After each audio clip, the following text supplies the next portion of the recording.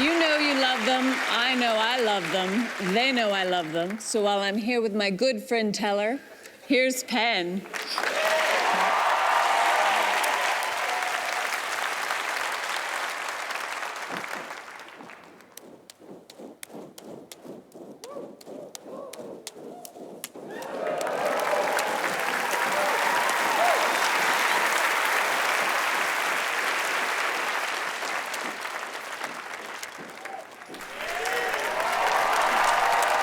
Goodness gracious! Oh, man, you know, juggling fire always gets a nice round of applause. Some people think it's beautiful, you know, watch the torches move through the air and the sound. Some think it's difficult, somehow more difficult to juggle items that are ablaze. And still others think it is dangerous. Whatever you're thinking, you're all hoping the same thing. You're all hoping that I'm gonna have an accident. A really bad one. And I am. I'm gonna have the worst accident possible when juggling torches. I'm gonna catch one of the torches on the wrong end.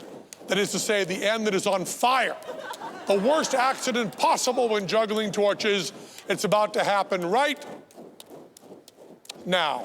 Oh no, fire, fire, run, run, fire! Save yourselves, fire, fire! Oh no, fire, fire, fire! The worst accident possible when juggling torches. I slightly soiled my right hand with carbon.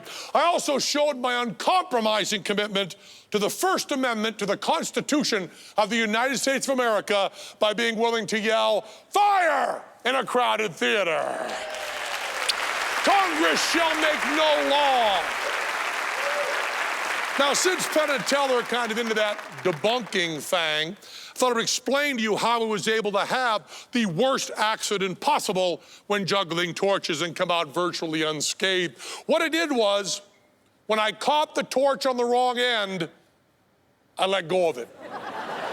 Almost right away. Now, I can't brag on myself too much for this. It's a trait that I may share with many of you. Even a cursory look at strict Darwinism would tell you that we needn't wait to a savanna somewhere in northern Africa 150,000 years ago for this particular trait to be selected for.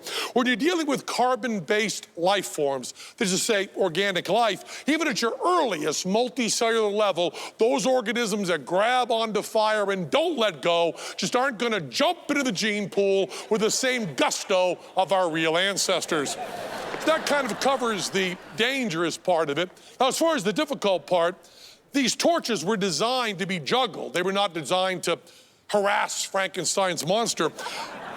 But before Teller and I had all the money necessary to bribe all the officials necessary to be able to use open, unsupervised flame in a theater with, in my opinion, too few exits, we used to play places that had a bar right there in the room with us. And I would just grab 3 bottles off the speed rack and do a routine with those. And these bottles were not designed to be juggled. These bottles were designed to hold liquor in an attractive manner, unlike some of you. I want you to contrast the way these bottles move through the air with the way the torches moved. I don't know if you can tell this, but they move much faster, and it's a less even turn. And although each of the bottles moves differently from the torches, they also move very differently from one another because they're different brands, even though we've taken the labels off them here for legal reasons. But even though it's much more difficult to juggle the bottles and the torches, it gets no reaction whatsoever. That's because it's essentially intellectual and not visceral. But that covers difficult, and this is beautiful. Look at that, huh? Just fractal minus 0, no limit. See that little thing sticking up there? See it? See it, Allison? Satan's little howdy-do. Is that talking to you? No. It's talking to me. I'm right in your eye. Yeah. Now, they all break very different. Of course, there's no way to predict how they're going to break. It's a nonlinear. Oh, yeah. Oh, yeah. You know, I'm not that different from you.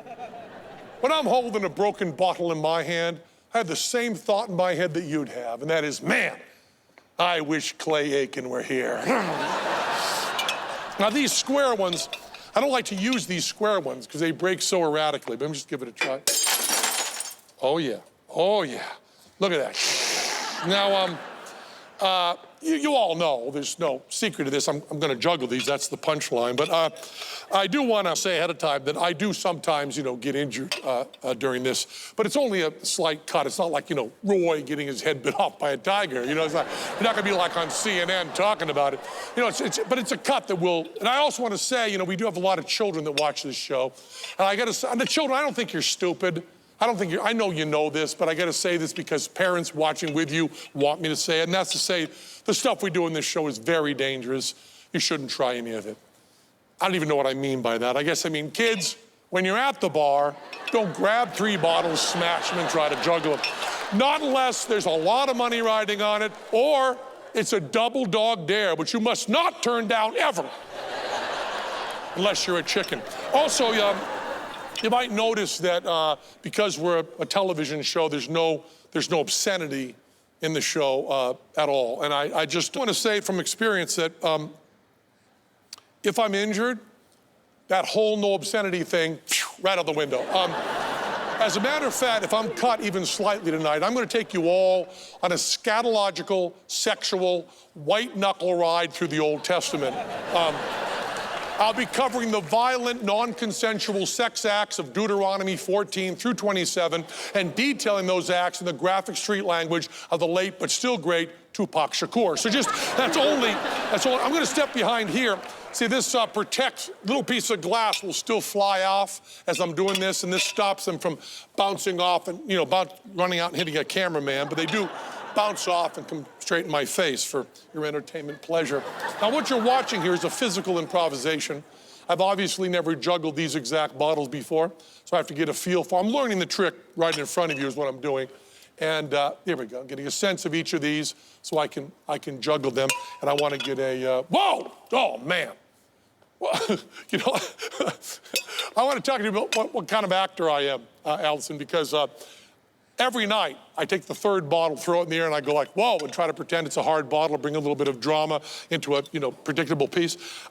But tonight, it really is a hard bottle. But you'll be able to tell this is a hard bottle by the fact this is probably a little briefer than you'd think it should be. Man. Yeah, this could be the night that you could hear a lot of swearing coming up real soon.